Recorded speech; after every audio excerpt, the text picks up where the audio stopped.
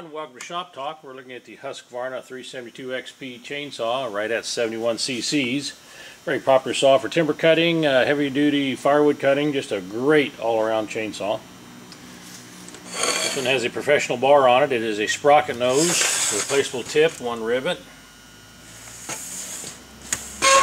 Has the inside and outside falling spikes. That's a 28-inch professional bar with a skip sequence spacing between the teeth. Very popular for the bigger bars. Wrap panel bar, decompression valve right here on the side. Push the blue button in and it makes it easier starting this high compression motor. Side load on the gas and oil reservoirs. Vibration isolation motor mounts, real smooth on the operator. Got the heavy duty filter system.